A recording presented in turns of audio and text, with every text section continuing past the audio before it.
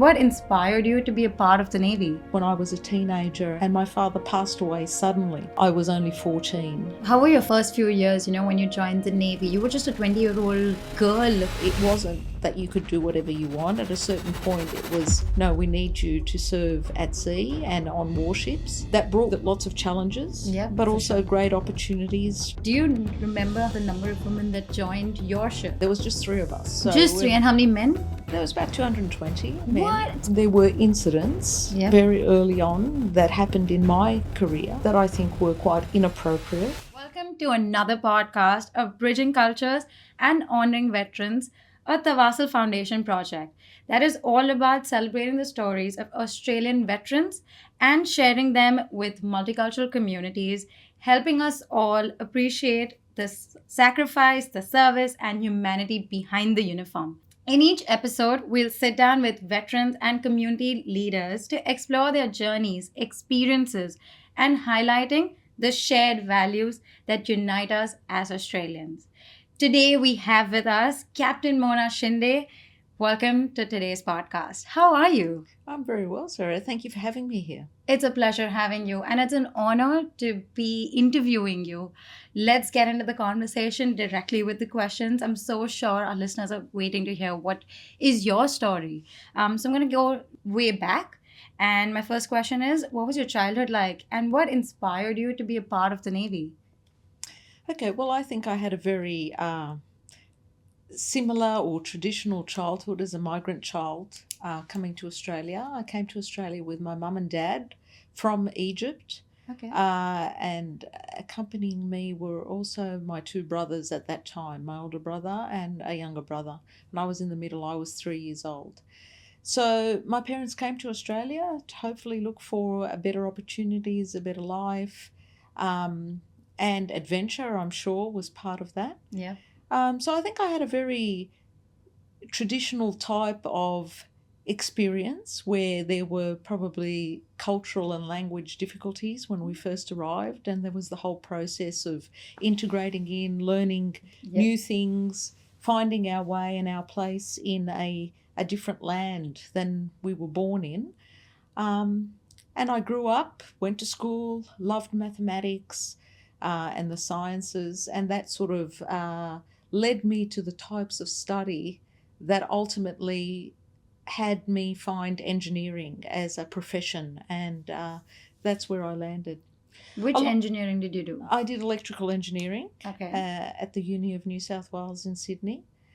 Like I said, there were challenges, there were new experiences and adventures. But I think early on in my career and my life, the thing that led me to the military was there was a big thing that happened to us when I was a teenager, and my father passed away suddenly when I was only 14, and my older brother was 15, my younger brother was 13, and my little sister at that time, because we had a little sister born here in Australia by this stage, she was only 5. And so Mum was left alone, and we had no extended family support here to really manage life, balancing life and all the responsibilities with 4 kids. So for me, I wanted to do anything I could do to also help and support her in that journey, and I felt compelled in many ways to try and find ways to carry my load while I went through life, and part of that was trying to find good cadetships. And I ended up finding a cadetship initially with what was then Telecom. Okay. And now is? Now is Telstra. But I didn't last long with them, not because they weren't a great organisation to work for, but my older brother had joined the Navy also at this point. Okay. And was he an engineer as well? He was an engineer, and he seemed to be having a lot more adventure in his life and travel and seeing all different things around the world, and that really appealed to me. So that was the main start, and it was really just about wanting to have a bit of security in life, a solid sort of foundation and income, lots of adventure and travel. Yeah. And I thought the Navy uniform was pretty special and looked very sharp for a 20-year-old. Yep, it is sharp. It is. And so they were the main attractive things about the military. There wasn't much to it. It wasn't the big story of, oh, I want to do something so much bigger than me and all that kind of thing. It was very simple in the beginning, which then grew and developed into something deeper as my career went on. Okay. And you always knew that Navy was your calling, because obviously you had a brother as well there. I don't know about calling. It was just a good start. Yeah. That's the facts of it, and that's the honest truth. It was a good start. It was a good foundation. It was good to get into the workforce and then to build and see from there, because you don't know much in terms of what life is all about when you first are starting to work. Yeah. You have to start somewhere, and I thought that was as good as anywhere to start and then see what happened from there. And how were your first few years, when you joined the Navy? You were just a 20-year-old girl who joined the Navy. Did you have something in mind that, okay, this is what's going to happen to me, and it was different than your expectations? No, you see, I joined the Navy at a time where the Navy itself was going through a lot of change. So it was at a time when traditionally men were only serving on warships. And I joined the Navy right at the time where there was a lot of realisation that we need to have women also go to warships so that we could balance the work-life balance for everyone, share the load, if you will. And so I must say that the recruiters told me when I joined that you can do whatever you want. Anything you want will be possible. They were very keen to get more women in at that point. But I think the reality as it panned out, it wasn't that you could do whatever you want. At a certain point, it was, no, we need you to serve at sea and on warships. Okay. And so that I was a big part of that first group of women that did those roles in the military, and that brought with it lots of challenges, but also great opportunities to be part of the change, to be part of growing and designing the development and the evolution of the organisation. So that was a great privilege for me too, as much as it was very hard in lots of aspects. The uniforms weren't initially designed for women. Were the women wearing men uniforms? Well, I think initially they started off that way, but then eventually the designs became more tailored to fit women's bodies.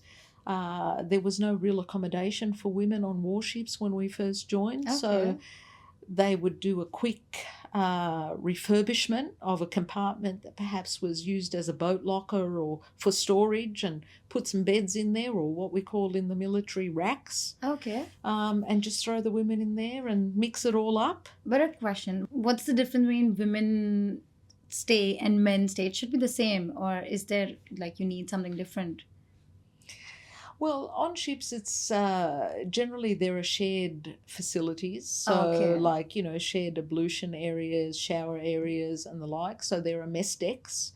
So a lot of the sailors would sleep in, you could think of it as a dormitory arrangement where, people are sleeping in close proximity to each other, many in a mess deck for the sailors.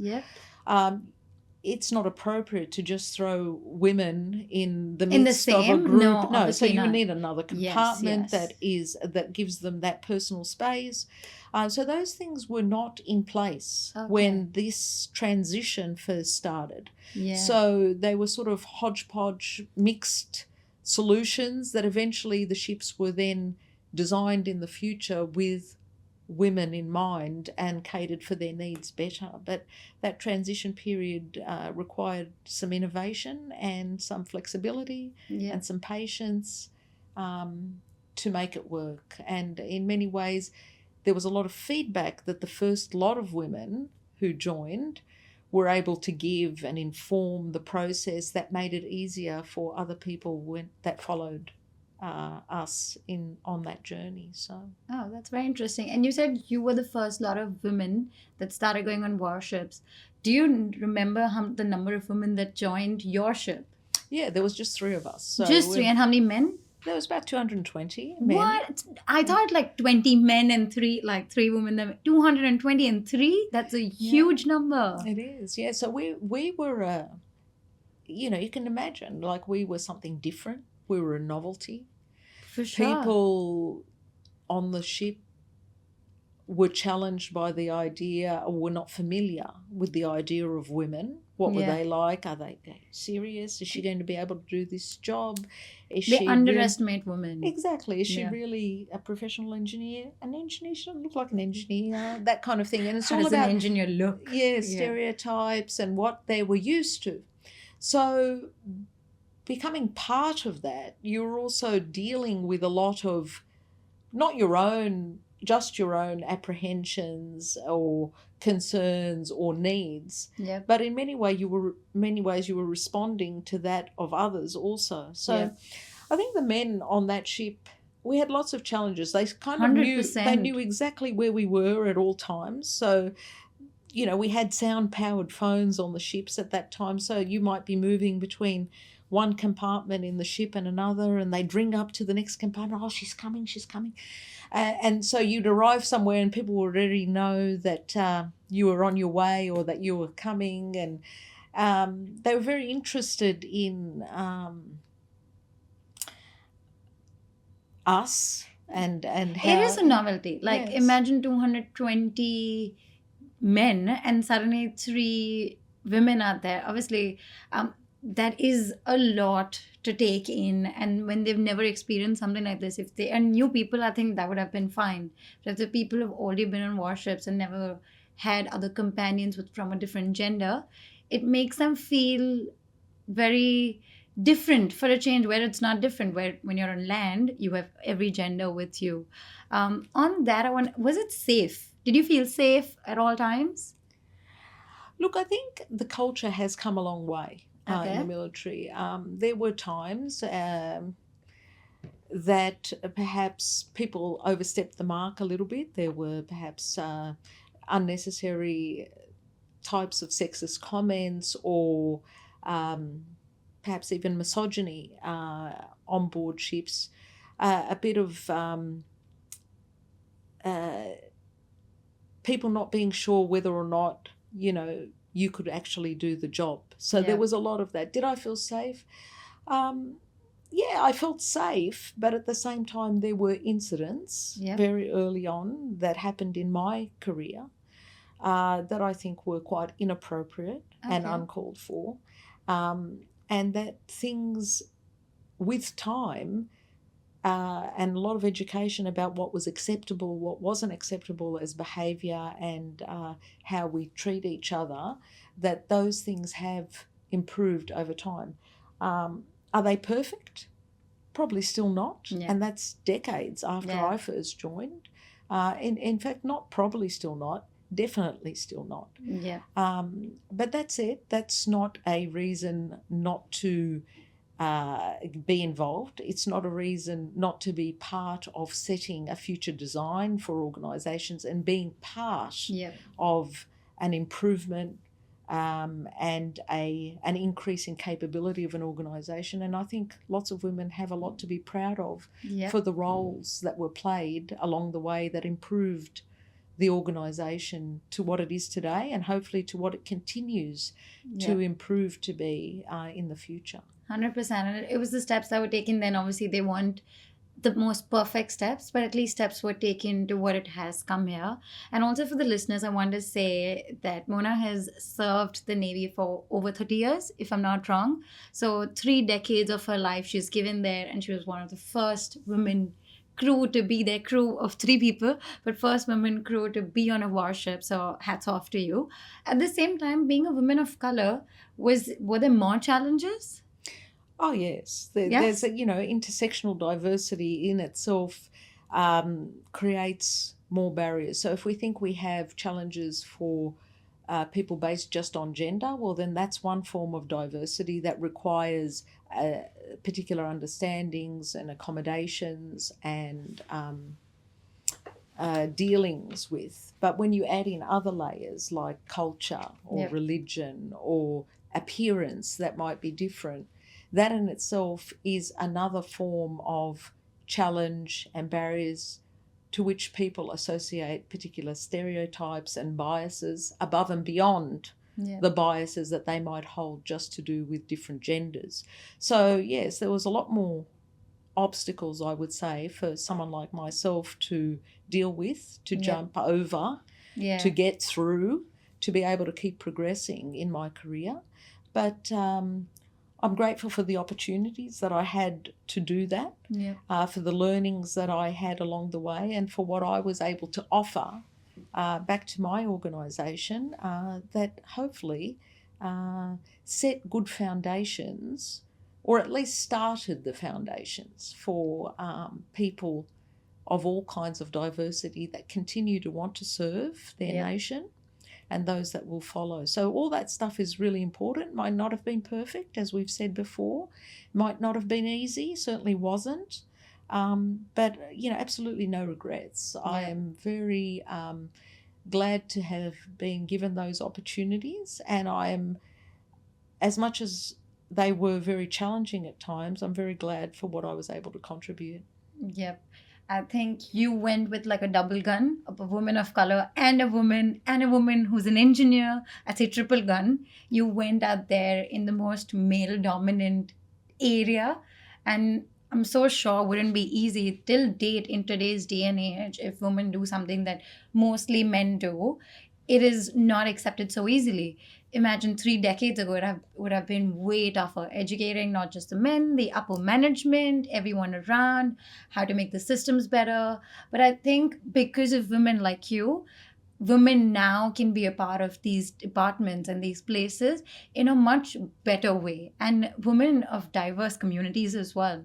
It opens the door for so many people. What I feel personally is when you see someone like you at a place, you can then imagine yourself as well. But if you don't see someone like you, it's a whole fight in your mind. Is that the right thing for me?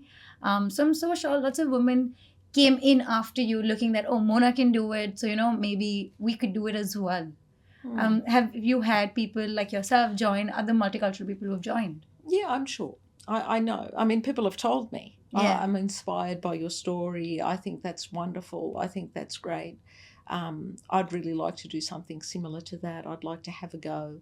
And they get to dream of things perhaps that they thought were never within their reach, Yep. which is great, and it's wonderful to be part of. But that said, I think it's also important to know that it is a journey. So whoever goes through first deals with a significant cultural load and education load than those that come later. Yep. But to say that that is fully done and dusted, it never is. Never It's an will be. ongoing, yes, it's an ongoing work and effort. But I think whatever we do and whatever we learn along the way and that we're able to pass on to others, it benefits both those people that learn from the lived experience of others, but it also benefits the organisations to know, hey, we could have done that a little bit better. Yep. We could have thought about that a little bit deeper. Or we had no idea that we needed to think about that because we only know what we know. Yep. And if people who are different don't get involved, then what others need to know never gets understood. Yep, So sure.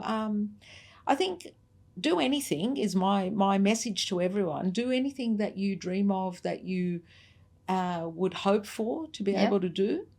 Don't expect it to be perfect, but know that whatever you do, if you go in there with good faith and an intention to put in your best effort, then you will be able to do good things and achieve good things. And in that process, you will also inform many other people through that endeavour. Yeah, for sure, 100%. And I'm so sure you become like a trailblazer, as you mentioned, you're an inspiration. But at the same time, what are some of the values of the Australian Navy that people, I know there are challenges and things like that, but then I'm so sure some values that you've taken above or you've learned through the years. What are some of the values? Well, I think the thing is people have a lot of different views about the military, the Navy, or as part of the military. I think the thing that I took most out of that and that I would like people to reflect on and think about is that the Defence Force, the Navy, the part of it that I joined, all of it really is just made up of normal people, day-to-day people, mums and dads, brothers and sisters, people that are good friends, people who want to do the right thing, who want to support their families. And you come away, you have the opportunity to mix with such people in a framework that builds teamwork skills, leadership skills, resilience skills, and it allows you to learn a lot about yourself and to learn to run teams and organisations effectively and efficiently while getting the great opportunity to make great friends, to have adventure, to demonstrate and learn about integrity, and to actually do good things in the end. So that's what I would say that the defence environment gives, that structure, that discipline, the camaraderie. Yep. Has to also be spoken about, because when you're in such tight-knit environments with other people, you can't but help get to know them very well, see Yep. their humanity, make very good close friends that rely on each other in life. And I think there's some of the really great things about the Navy that I cherish and I take away with me, and they're part of who I am now for having had that experience. That sounds amazing. And being a part of the Australian Navy sounds so much more than just service. There are so many other values that you take away. At the same time, we're very curious to know, I'm so sure the listeners would also be very curious to know, where all have you been deployed during your time at the Navy? Well, I've been lots of places all over the world. I have done all kinds of different activities.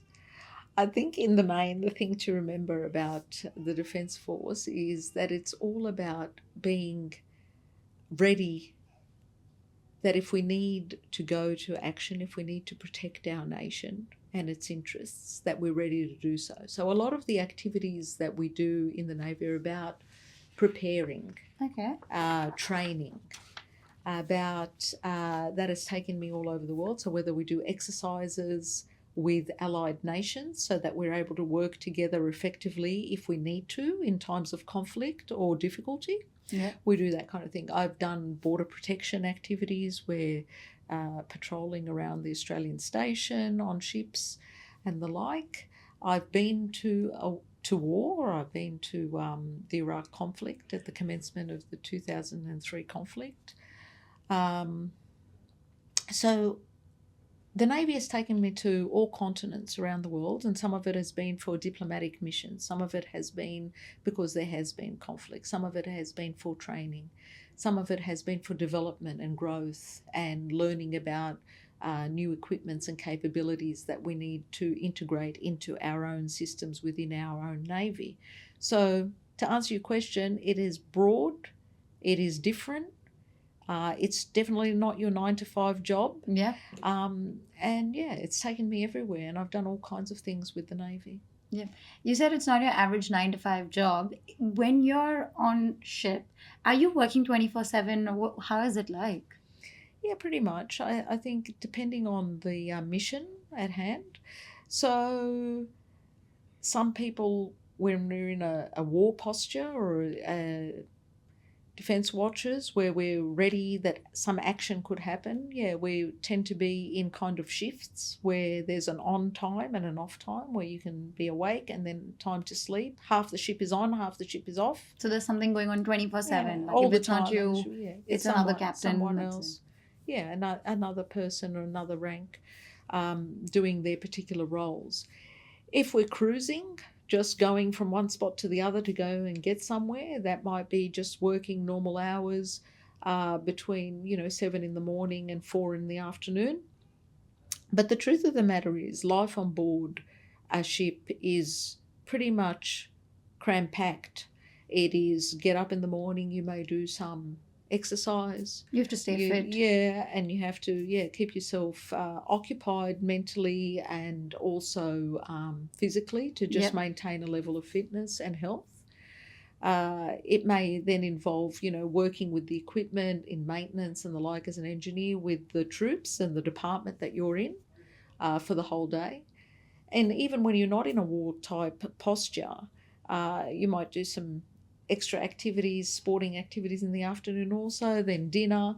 Usually looking after a ship means looking after your people. Yeah. And that comes with it not just the role of an engineer or a technical role, but there's a human aspect to it. It's about looking after their needs, their development, their mental health.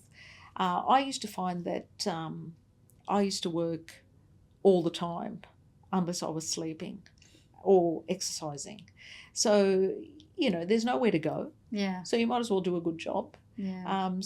And keep occupied and keep good relations and good awareness of the people that you work around and their needs, so that you can support each other and actually achieve the mission and come home safely. Yeah. It sounds like a difficult job because obviously when you're on land, you can do multiple things. You can travel here, you can go to a cafe, you can go out with your family. There, it's like a very, very, very small township that you have of your own, with your team, in a way, your team, your crew, whatever you want to call, what is the right word to call it. Is there something that you all do for entertainment at the Navy? Sure. There's all kinds of things on the ship. There is a time you're on board a ship. When you deploy, you're pretty much working a lot. Yeah. When the ship comes alongside, there is time for respite. So you may be given an opportunity to have some leave to go and explore a different country that you might land in. There's also an opportunity to go home. So you would come to the ship during normal work hours and still go home of an evening and spend it with your family and the like. You might have another form of entertainment on the ship. You might have an activity that's organised to make people enjoy the time together, whether it's a steel deck barbecue. You might, on the back of the ship, on the flight deck of an afternoon, that might be a form of dinner. We might put up a movie and project it up onto the hangar roller doors and watch it while we sit under the stars. This is when we're not in trouble or in a war situation.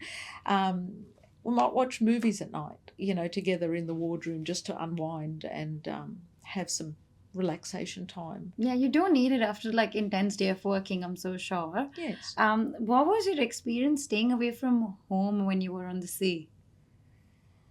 Look, it's always been difficult for me. I always found, time for the ship to sail was challenging. I never enjoyed the first few days for lots of reasons. One, that I would get dreadfully seasick. As soon as the ship would sail and the rocking and rolling would start, I was one to always feel seasick. So I'd always pop tablets in the first little bit. And the funny thing as an engineer is that a lot of our work in terms of making sure the systems were operating properly would occur as the ship first sailed. So there'd be aircraft flying by that we were trying to track with our radars to make sure everything was aligned and working properly. So you kind of had to be functional in those first few days very much. So I used to struggle with that a lot. And then there's the loneliness too, of the fact that you've left your family and that you knew that you would be away for a period of time. But soon enough, you would get into a rhythm, sort of a battle rhythm, and know that, this is what you needed to do for this period of time. There would be a stop at a certain point that you could look forward to. You knew how long you'd be away and then to come back. And a lot of it was about trying to keep in contact also with home. Yep. When I first went to sea, the connectivity wasn't great. Like, we weren't sending emails or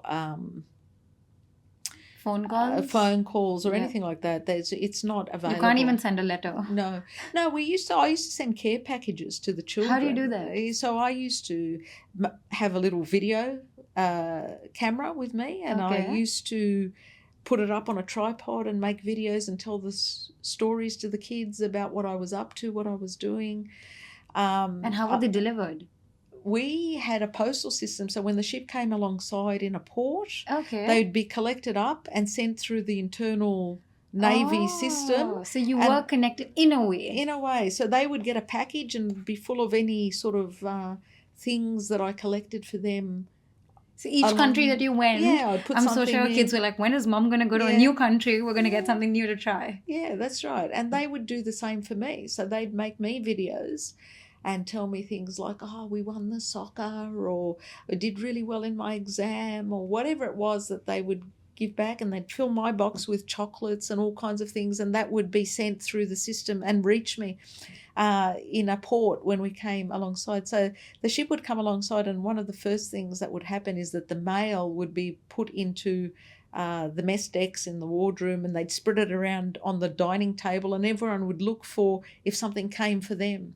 And there were those people that were really excited and happy because they'd gotten something from home, and others were sometimes a little bit disappointed because they didn't get anything. So we'd have to share our chocolates around, and so that everyone felt like they were part of the joy of those opportunities. They were like there was something to look forward when you reached the port. Oh, Or yes, like, yeah. absolutely. Oh wow, that's really interesting. And for how long have you stayed away at the sea? What was the longest you've stayed away? I think the longest deployment I was on was about 5 months. 5 months. So it was a long time. But generally, you can be at sea depending on what the ship's mission is. You might go out for weekly running, like a week at a time, and come home for weekends. You might be out for a month. You might be out for 6 weeks. But normally, if a deployment is quite a significant one, it's part of maybe a bigger military campaign, then they're the longer periods that you would be away for. So 5 months was, I think, the longest that I was away for any stretch. How were those 5 months for you? They were tough, but like I said before, you do get yourself into a rhythm. You do pace yourself. Keep yourself busy as best you can. Keep yourself connected. There's a lot to do on a ship. The actual workload and the nature of what needs to be done is quite consuming, and that in itself is a blessing, I think, because it makes the time go quicker. Yeah. And looking forward to a port that's coming up, a new adventure, a new visit, new foods. Yep. It's always something to keep you going, to look forward to. And there is nothing better than the day that you come home. I think when a ship sails back into port, and your home port, for me, it was often Sydney was my home port. People would be excited for, at least a few days before the ship came in, and everyone would be getting ready in anticipation of going home, preparing mentally. The mood on the ship just lifts. We're about to come home. Yeah, like it's the last few days, last 7 days, last 5 days, the last countdown 1 day. is on. Yeah. And then the beautiful things of families on the wharf and people waiting for us to come home and receiving us, and just feeling that gratitude. Yeah. When you do go through hardship like that, separations or arduous conditions or things that are challenging, you appreciate all those little things in your life. They're not little things, but you appreciate that personal aspect of your life so much more. You hold on to it tighter. The hug from your kids, the time with your partner. And you understand, I think, more deeply how fortunate and grateful you are for everything that you have. Yeah, for sure. And you mentioned that you had kids and everything, and your partner. How was it for them when you were away? I'm so sure they were young kids. And you as a mom, moms are always so attached, and there's so many milestones of life. You mentioned I won a soccer match. That is a huge milestone. Or I got really well in exams. So how was it for the kids? How did they manage, and how did your partner and family manage? Well, like I said, the kids were active in that they used to track my movements. They had a big globe at home that they would follow. Oh, Mum's now here, she's going there. So they would be involved in that way. And the packages in terms of trying to remain connected. I think it was difficult for them. That's the truth of it. It was difficult for my husband. He was a big support in my life. He took lots of time from work away, where he was the full-time carer for the children. That is such an amazing man to have in your life. Yes, I'm very, very lucky I found him in my life, and I'm very appreciative of all the support he's given me. And I think life is a team effort. Nothing is whether it's at work, it's a team effort. Whether it's at home, it's a team effort. With family, him and extended family also. My mum helped out a lot with when the kids were young. I think the kids didn't like it, to be honest, and no one likes their mum to go away. And I think, yeah, for sure. but they still, they were resilient. They had as much support as my extended family could give them, and I really was appreciative of that. I knew they were safe. Yep. And that gave me comfort, and they were able to do it. I did, my last daughter, my little one, she was perhaps the hardest for me because she was never part of the plan. She was the most beautiful surprise that came to us in our life, and but she came to us at a time when I was right in the middle of sea duty. Okay. So at that time, I remember leaving her when she was very young. She was only around 5 months old. 5 months. Still breastfeeding. And my husband, I remember that day that I left because I had to go on, I think it was 6 weeks we were going for that first time away on that ship. And he was in bed in the morning that I left, and the 2 older children were with him, and there's the little baby 5 months with him. And I turned around and I could just see his face. He was horrified and petrified, I think is the word. What am I going to do by myself and whatever. But he did really well. He did well. It broke my heart, I must say. It was very difficult for me as a mother to leave with such a small child. Yeah. And to be frank, it must have been very difficult for her. They say that a child isn't quite sure that it's different to its mother for quite a number of months after it's born. It doesn't know whether or not it's part of you or where it fits in. So I was sort of, I suppose, jerked away from her very quickly. And then all of a sudden, where's her food? Yeah. And she might have thought I died. I was worried about so many things, at that time, and it really was painful. Yep. But it was one of the sacrifices that I did make at that time. And when I came home, it was harder again because she didn't know who I was, and she was scared of me for a while. Yeah. And then it sort of within 2 weeks, she kind of figured that, this is my person. She's all right, this lady. She does things for me. She looks after me. She loves me. She cuddles me. Yeah. And I remember when she first came on the ship when I got home, because my husband came to the ship, she was clinging onto him like, oh, no, what's this lady and whatever. And then we had a family's day on the ship after a month. Mm-hmm. And everyone was wanting to see this because no one was on the ship with a little baby except me, and everyone knew my story. So everyone was very interested to look at, like, what's this baby going to do when she sees her baby and sees her mum? And I didn't expect, nor did anyone expect, her reaction like that. Yeah. Anyway, a month later, we had a family's day when the families all came back. We took them out on the ship so they could get a look around and that. And at this stage, she'd become quite comfortable with me at this point. So she was hanging on to me, not onto her dad.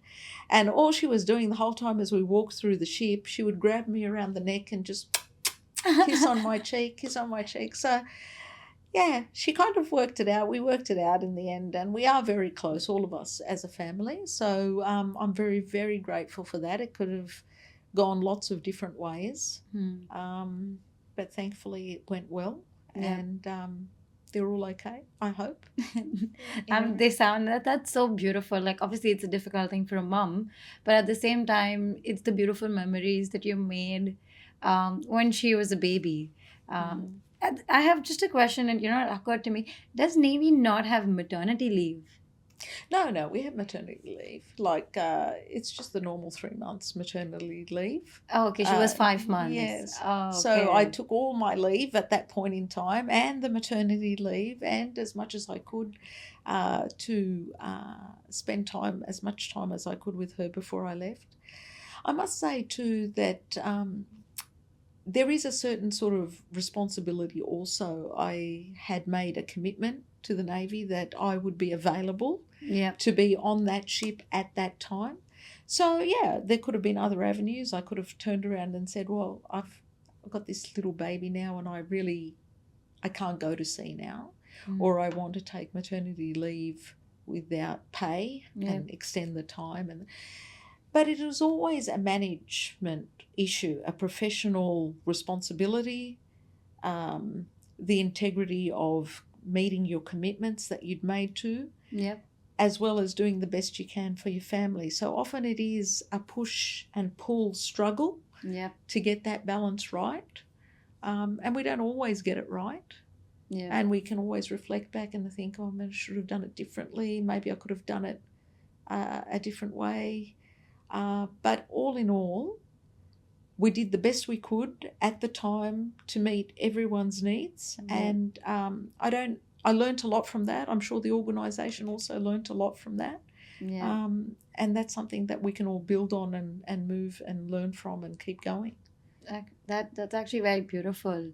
It's difficult to manage like work life and personal life, and especially your work life that is 24/7 when you are at the ship, or even when you're on shore. It could be longer hours, or when you're on shore, it is a particular number of hours. No, it's pretty good. Okay. When you're ashore, you pretty well try and stay to, a normal 8-hour working day. Yep.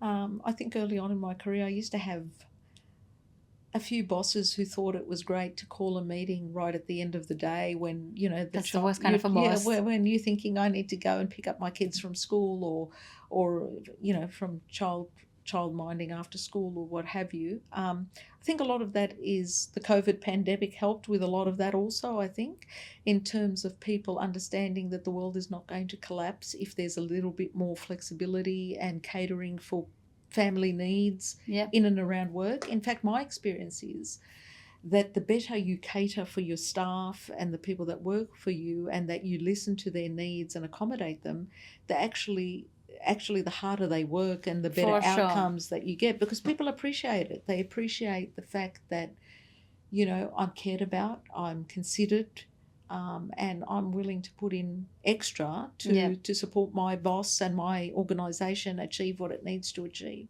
So I think there's been a lot of really great learning over the years about how do we do that better. Yeah, for sure, 100%. It takes time, anything to happen, or they say it takes 21 days to make a habit. So these are big organizational changes, which obviously took time, and COVID was kind of beneficial in a way. Obviously, it was something that was really horrible, shouldn't have happened in the world, but it made also organizations realize a lot of other things, and departments like the government as well, the military, that flexibility is important, 100%. With your time and being a woman who's already an engineer and a woman of color, in your later years, as we spoke earlier, and you mentioned that you started wearing a hijab, which you earlier did not. How was that taken in at the Navy? I think it was quite a shock for many people. I think it was a change that was perhaps too much too quickly for many people. I mean, the Navy has long been a very traditional, largely homogenous type of environment where there are not a huge number of women still. Yeah. There are a lot more women than when I first joined. What is the difference of number? You said 200 to 3. Now what would it be? Now it's like 30% women Okay. and 70% men still on the So ship. 70 men, 30 women. Yeah, it's different than, it's better. Better than 3. Yeah. Yeah. But I think with every change it takes time and for people to digest it, Yeah. to think about it. Were you one of the first women to wear a hijab? Also, Yes. for the listeners, what a hijab is, if you could explain it to them. Well, the hijab is what I'm wearing now. It's a dress that Muslim women wear in accordance with their faith tradition. The hijab is about being seen to be Muslim. It's about it is a religious part of the faith for women. It is about modesty also, and it speaks to who you are and how you deal with the world, and the world, you would like the world to deal with you in many 100%. ways. Yep. So for me, the moment I was very apprehensive about wearing the hijab as much as what people. And you didn't wear it in your initial years, No, right? no, yeah, I know. I wore the hijab late in my career when I was 45 years old. Okay. And for me, it was a point at the time, the Navy had asked me to do a secondary role besides my engineering executive leadership role, organisational leader type role. they asked me to do a secondary cultural advisor role, Islamic cultural advisor. And part of that was about educating. It was about creating awareness about different needs that different communities have, in particular the Muslim community. If they want to join, how do we best work with other predominantly Muslim nations? What are the things we need to know about cultures and people that we don't generally know a lot about? Yeah. So that was part of the role. And in that, I was asked to lead a number of initiatives about the types of halal food options that we might have in the military. Oh, I'm so Change- sure initially when you went, No. they didn't understand what halal food is. No, not really. No, they didn't have those options on board the ship. So if it wasn't something like vegetarian or seafood or something that, we never really asked for much in the beginning. We just sort of made do with whatever was there and just got on with it. And perhaps we didn't get as much proteins or whatever during the meals that we might need or what have you. But in time, I think there was a real understanding that there are differences in Australians.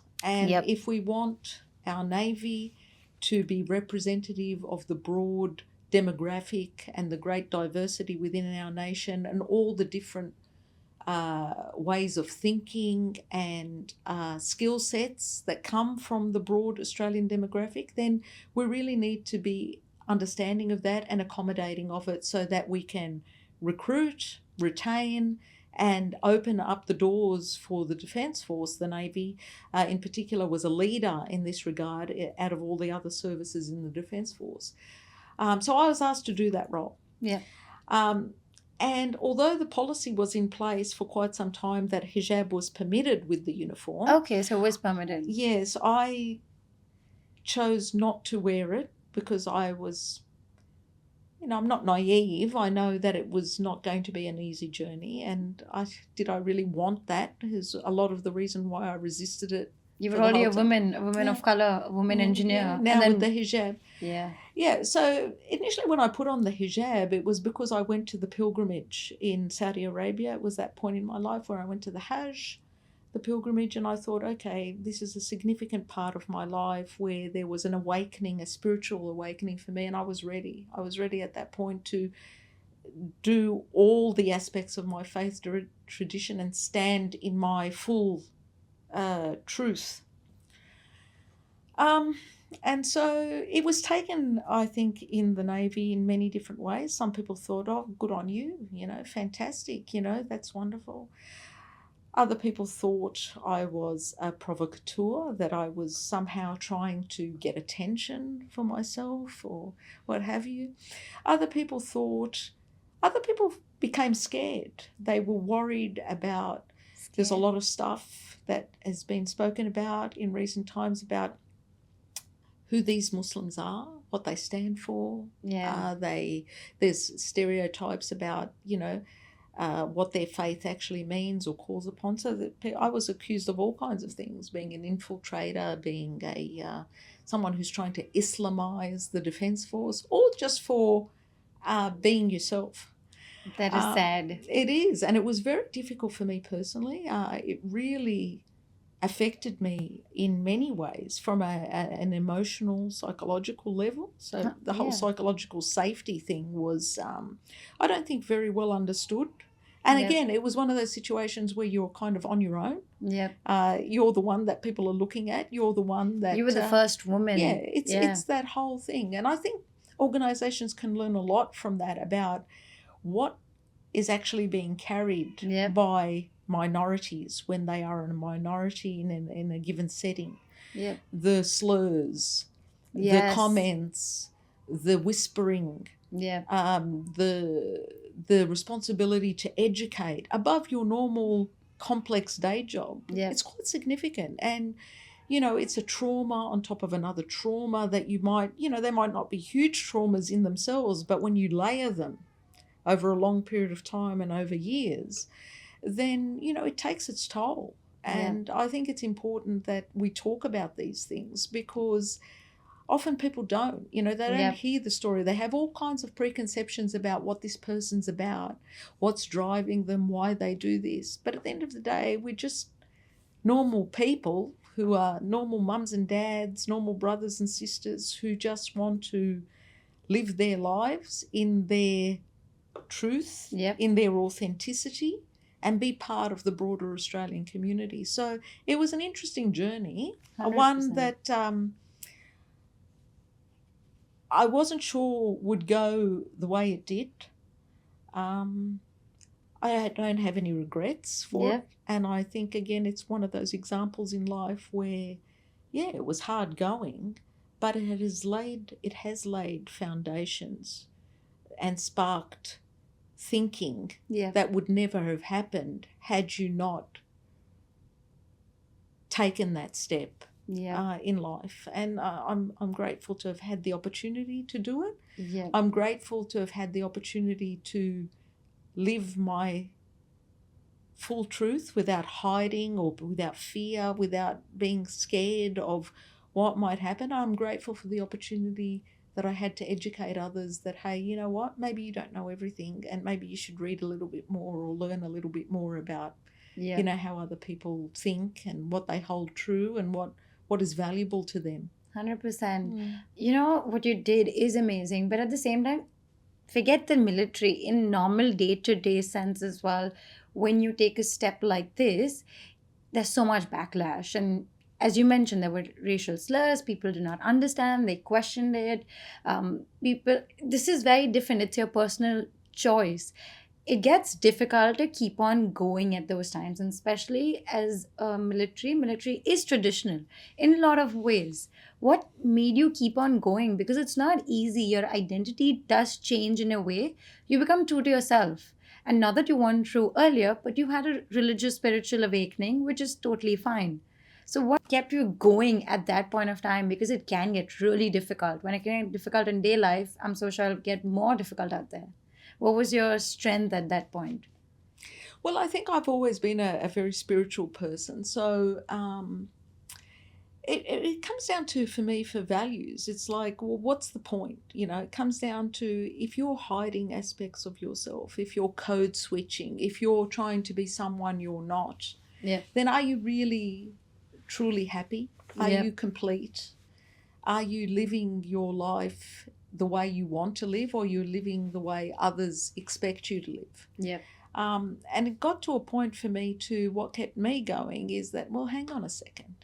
You can't sort of talk a talk, and there's a lot of talk within our nation as Australia, within key organisations and communities within Australia, how wonderful and multicultural we are. But when the rubber hits the road, I guess the lived experience of people is not necessarily that smooth or that accommodating or that welcoming.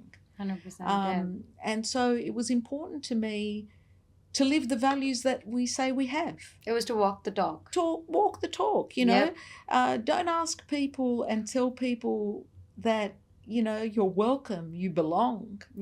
And then tell them, but hang on a second, you're not meant to do these things, but you do belong. But so, it's important to maintain the walking in your truth. Because that in itself, when you are an authentic person, it gives you peace. When you live your truth, it makes you whole. And I also believe, very honestly, that being yourself is the best way for people to learn and to understand about people who have different lives or made different life choices than they have. And it also builds trust, ultimately. It might not happen in the first day that you wear the hijab, where no one can, you've all of a sudden, people that were really friendly can no longer make eye contact with you, or, that's traumatic, to come back to something like that is huge for a person. And it's not like you've got 10 other people to talk to about it. You're it, and everyone else isn't. So it can be quite challenging, but someone has to do something. 100%. You have to do something for people to learn, for change to happen. And if you're somebody who sits out of everything, then how can you expect ever for your fullness, your totality as a person to be truly respected and accommodated for and appreciated within our wonderful multicultural Australia? 100%. Also, for the viewers, I want to show them what Mona looked like when she was serving. If you can see it, this is what she was in her true self, with her hijab and her sharp uniform. That also brings me to one question. The uniform is different to the faith and the beliefs. Was it easy for the Navy to accommodate having all of the elements in your uniform? Look, like I said, I was the first to try, and although you see the Navy had been working on this idea, which is, great credit to them, the logisticians within the Navy had been working on this concept or policy to allow for different types of uniform versions to be permitted. Yep. We got that far. That was not something I did. So the policy was already in place before I chose to wear the hijab. Now, was there a uniform that I could go into the uniform shop and say, I want that uniform that is part of the hijab, I would like that dress or that smock or whatever it is that is part of the Islamic attire? No, there wasn't.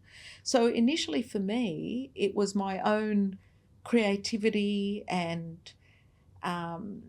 sort of half thought out solutions to hijab. So, for example, in the winter, the Navy uniform allows for long-sleeved shirts. In the summer, they wear short-sleeved shirts. Okay. So in the summer, I was wearing my winter long-sleeve shirt with a white hijab and white pants. Now, for some women, the pants have a belt and you tuck in the shirt. It's still, you don't want that. Islamically, you should cover more modestly around that area. So it was sort of a half solution.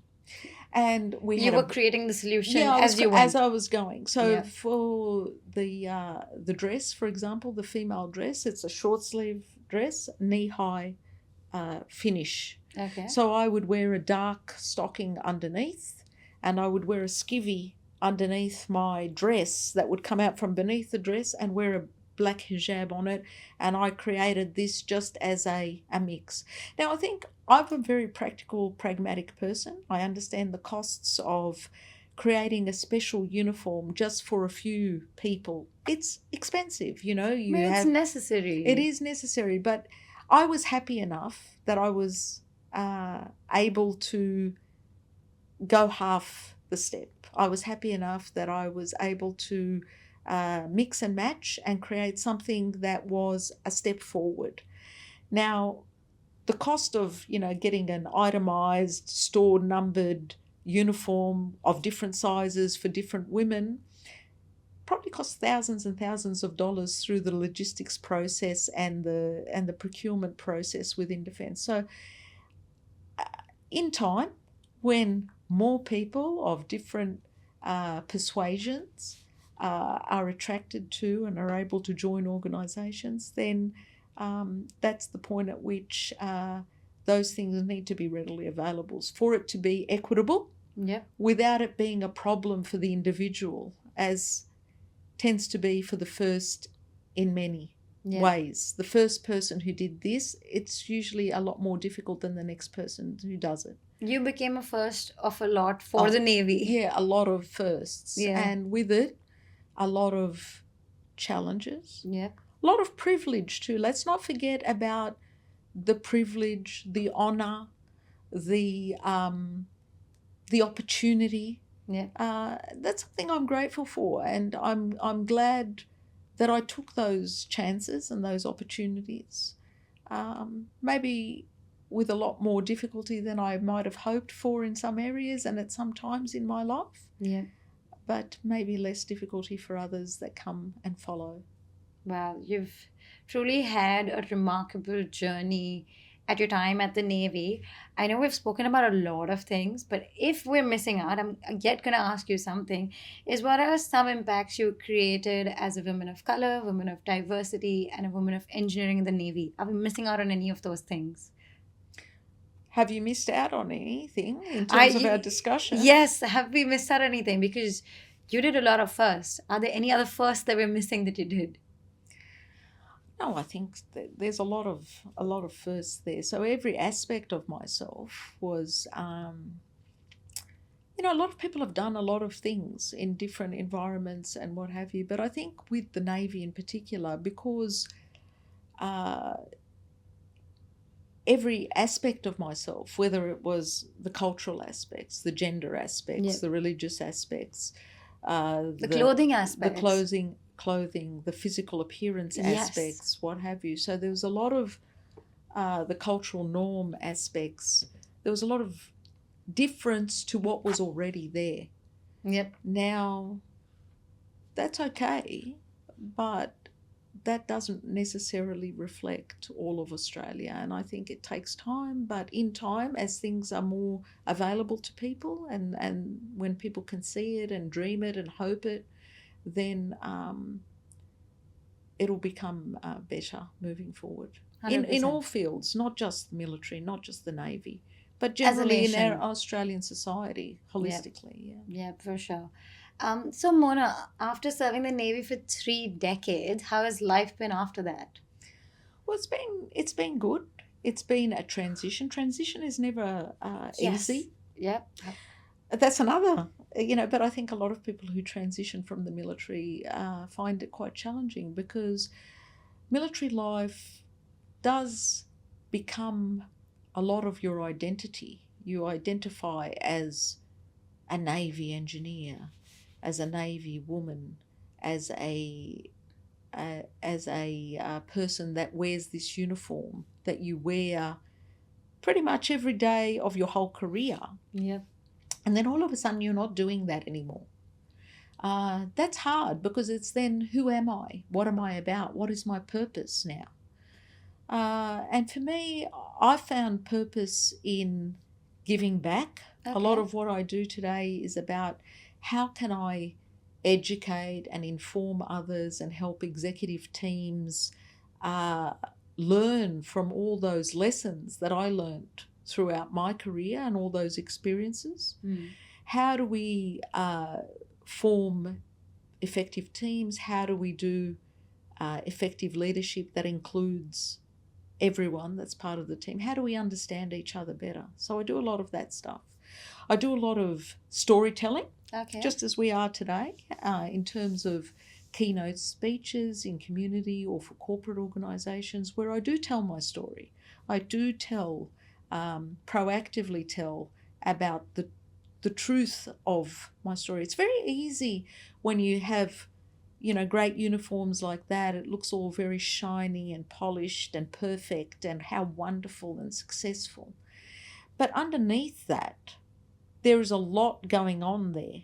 There's a lot of, peddling very quickly. There's a lot of flexibility and adaptation and juggling and innovation on the fly. Yeah. And I like to talk about those things. And there's a lot of challenges and barriers and conflict and tension and things that we as Australians don't like to talk much about. We don't like to talk about the difficult things, whether it's sexism, misogyny, racism, Yep. biases. Yeah. And I try and speak very vulnerably and authentically about my lived experience, because if you never ever speak about it because it's all too difficult, or that kind of makes me feel uncomfortable or makes others feel uncomfortable, well, guess what? We're going to be sitting in that discomfort for forever. Yeah. It's So- just accepting what's going on then. You're not ready for change. Yeah, so it's not easy. These journeys are not easy and these discussions are not easy. But I think it's really important that for people to be effective leaders and organisational designers and strategists that do great work, Yeah. they have to have these difficult conversations and they have to reflect and they have to scratch the surface and they have to ask the hard questions and listen to things and stories that they would probably find to be uncomfortable. 100%. But I'm proud to be able to have those difficult conversations. I'm I feel privileged to be able to give back and educate people there. So I do that kind of thing. I've also written this book. I was just about to ask you, what is this book about?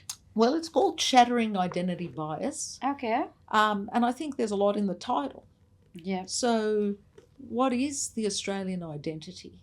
What do people see as a person who can serve in the military, in the Navy? Yeah. Which Australians is it open to? What biases do they come up against in life as a migrant, growing up as a young child in Australia, working my way through a career, a pretty sort of maybe not so common career for many people, and finding my truth and place in my country and my beloved nation, Australia. It's about that. It's about that journey and the things that I experienced along the way. Yeah. It's how I dealt with it. I hope it gives knowledge and hope and belief and self-belief to minority groups in Australia. Where can people find this book? Well, you can find it anywhere. You just, Mona Shindy book, searched online, you will find it in all good book suppliers. Anywhere. It's in the ebook, it's in hard copy. There's also an audio book, which I've read myself, which that's so beautiful. You get to listen to a bit more of my voice. Yeah. But yeah, it's there, and I thought that was an important part of my journey and my legacy, something to leave behind that others can build on and grow from. That's beautiful. I've also started a foundation now. Okay, what is it about? It's called the Mona Shindy Foundation Incorporated, and what it is about is trying to help other people, young people, on their education journey.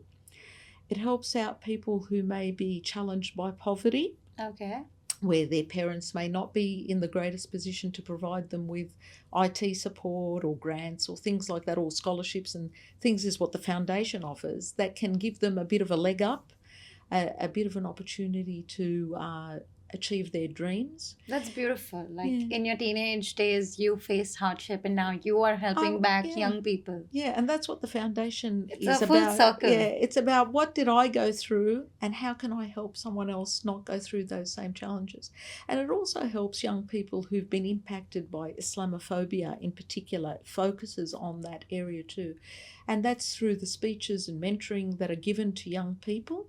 It's about saying to them, hey guys, you can be whatever you want to be in Australia. It's about saying, yeah, sometimes bad things happen to you, but you know what? There's ways to cope with it. How can you cope? What are some of the tools that you can use? So educating them, building their confidence, their self-esteem, self-belief, and so that they can have also a great opportunity to succeed in whatever area they want to contribute to Australian society. So that's what the foundation's about. Where can people reach out to you for the foundation? Well, you can reach out via the website, and it's just monashindy.com. Okay. And there's a lot of information on there as to where everything is at and how to make contact. So here is the spelling of Mona Shindy, but we'll put it down in the bio as well. Yeah, that's amazing. Yeah, so that's beautiful. You've literally come back a whole circle in your life by first serving the nation, now giving back to the community as well. It feels like an inspiration talking to you, Mona. I am swept off my feet, literally. I just dropped my book. But my last question to you is, and I promise it's my last one, what is something you would like to tell people from multicultural communities who are trying to make a change, but it's not easy to make a change? But what would you like to tell them through your experiences? How can they keep going? Yeah. I would say to everyone in Australia, and we're all multicultural, if we're not First Nations here in Australia, we've all come from somewhere. We've immigrated, our parents have come, or their parents. So we're all... First thing I'd say to the multicultural Australia is we are all Australians. It really challenges me when Australians from different descents talk about the real Australian as being white Anglo-Saxon, and somehow they're Lebo or Greek or Egyptian or whatever it is. Yeah, true. Yeah, so get to the point where you feel comfortable about saying, I am who I am, I'm proud of what I come with and what I offer, Yep. and I am Australian. So Yep. that's one first bit of advice that I would give to people. That's And great then, advice. yeah, and then once you're in with that level of comfort, then I would say to people, be involved in everything. Yeah. Don't shy away. If you're an Australian, you are responsible and accountable and required Yep. to serve in every aspect of this nation and to be part of everything it offers and Yeah. everything it does to provide the life and environment for us as Australians in it. So that means get out and vote. It means be part of politics if you don't like the way things are going. It means get to know your local members in government, do your lobbying, speak your truth, and get involved. I think the thing is with Multicultural Australia, the thing to understand is that although you may not see changes immediately, Yep. you may come up against people who tell you you don't belong here, or why are you, this is not what Australia is, or it should look like this or should look like that. We all are part of defining what is Australia, Yeah. and what are its values and what is included here and what is accommodated here. And I'd say to Multicultural Australia that is struggling or thinks that it's too hard, your presence anywhere in itself makes change. Your one conversation with somebody else that enlightens them about how you think, what's important to you, it might not make the change then and there in that moment, but it sows a seed for the future, for different discussions, for different opportunities. And in time, by your participation in things, you'll feel more and more comfortable to call yourself fully Australian and to be part of all aspects of Australian life and service. Yeah. That's a beautiful answer. So, multicultural people, if you're listening, that is something that you should follow. Thank you so much, Mona, for being here today, sharing your journey and experiences here at this project of the Vassal Foundation. It's been a total honor talking to you, and hope people listening today, multicultural people, other people, they will 100% take something away from you. It's been a pleasure, and thank you so much for joining us today. Thank you. Thank you for the opportunity for me to be here, Sarah. I've really enjoyed our discussion today. Thank you so much.